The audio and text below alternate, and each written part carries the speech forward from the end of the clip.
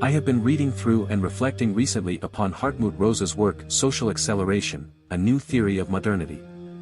Although I can't do Rosa's work justice in a brief FB post, I'll lay out here a few of his core arguments and from there offer what I regard as important parallels and applications of his thought to our own concerns as people of faith. It is by now a tried observation that modernity is in large part characterized by its speed. This is to say that life moves a great deal faster today than it did even 10 years ago, let alone 100, 200, or 500 years ago. On this note, Rosa cites Peter Conrad's Cultural History, Modern Times, Modern Places, as having declared that modernity is about the acceleration of time. Philosopher Stefan Brewer regards the role of speed as even more central to modern life by describing it as the god of our era. In sketching out a schematic division of speed and the various forms of acceleration, Rosa divides acceleration as a phenomenon into three types.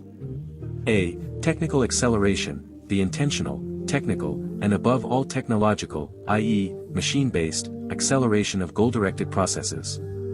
Paradigmatic examples are processes of transportation, communication, and production, of goods and services. B. Acceleration of social change, relates to the tempo of change in, on the one hand, practices and action orientations and, on the other, associational structures and patterns of relationship. Rosa puts it more succinctly later as the contraction of the present.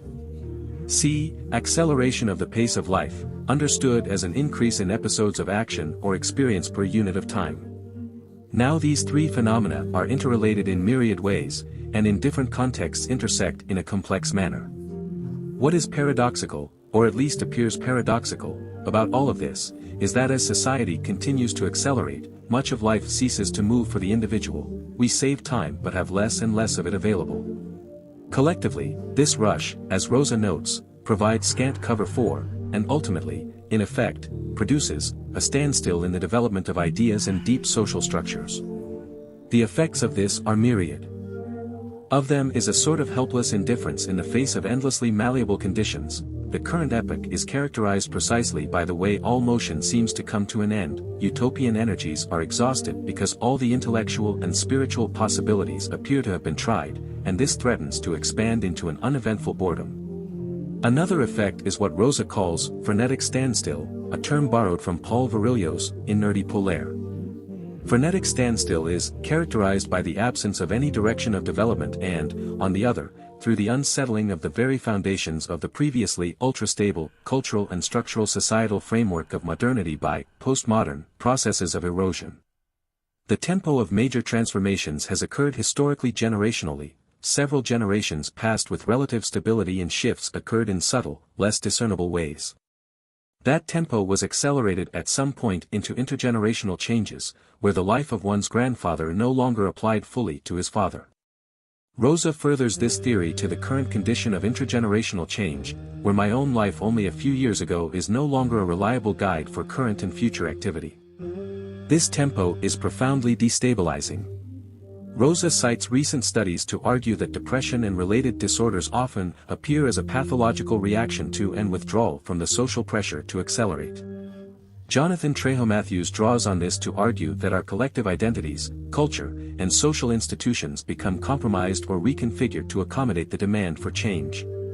On this, he cites studies showing religious conversion growing away from doctrinally demanding traditions, including, ironically, new atheism, to ones that favor experience and loose affiliations, e.g. Pentecostalism. In a secular, capitalist order, money and time are inherently linked, as the old saying, time is money, captures well. Rosa refers here to Christoph Deutschmann's argument that money serves secularized capitalist society as a replacement for religion by taking the place of God as a master of contingency.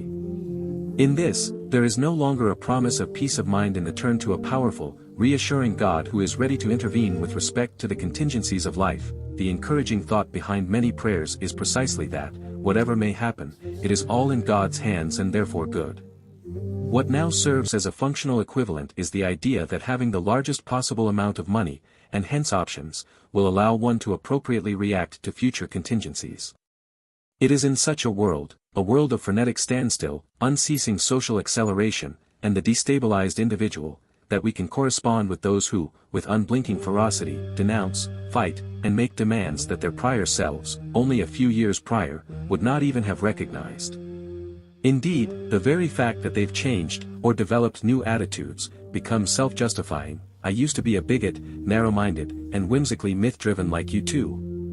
Bespoke fashions, newfangled beliefs and ideas, and unending hysteria become the norm, not the exception, and tolerance for the old becomes, well, intolerable.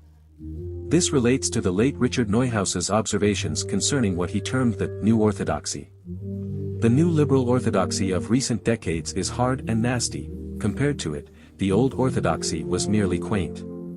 The old orthodoxy was like a dotty old uncle in the front parlor. The new orthodoxy is a rampaging harridan in the family room.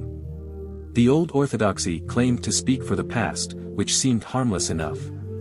The new orthodoxy claims to speak for the future and is therefore the bearer of imperatives that brook no opposition. The choice of a few to live in the past could be indulged when the future was thought to be open and undetermined. Tolerating the orthodox was also a way of playing it safe. You never know, maybe the ways of the past would come around again. But the old orthodoxy that is optional is proscribed by the new orthodoxy, which is never optional. And so we are left in a world where all certainties must accord with the current thing, and our capacity to transgress intergenerational volatility becomes all the more difficult. It is perhaps appropriate to conclude with an excerpt from Walter Lippmann's 1929 work, A Preface to Morals, on the effect of transition and change on faith in America.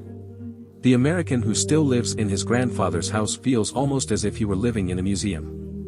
There are few Americans who have not moved at least once since their childhood, and even if they have stayed where they were born, the old landmarks themselves have been carted away to make room for progress. That, perhaps, is one reason why we have so much more Americanism than the love of America. It takes time to learn to love the new gas station which stands where the wild honeysuckle grew. Moreover, the great majority of Americans have risen in the world, more and more of them have moved not only out of their class, but out of their culture, and then they leave the old folks behind, and the continuity of life is broken. The deep and abiding traditions of religion belong to the countryside. For it is there that man earns his daily bread by submitting to superhuman forces whose behavior he can only partially control. There is not much he can do when he has to plow the ground and planted his seed except to wait hopefully for sun and rain from the sky. He is obviously part of a scheme that is greater than himself, subject to elements that transcend his powers and surpasses his understanding. The city is an acid that dissolves this piety. How different from an ancient vineyard where men cultivate what their fathers have planted. In a modern city, it is not easy to maintain that reverent attachment to the sources of his being and the steadying of his life by that attachment. It is not natural to form reverent attachments to an apartment on a 2-year lease and an imitation mahogany desk on the 32nd floor of an office building. In such an environment piety becomes absurd, but for the facetious, and the pious man looks like the picturesque yokel or a stuffy fool. Allah knows best.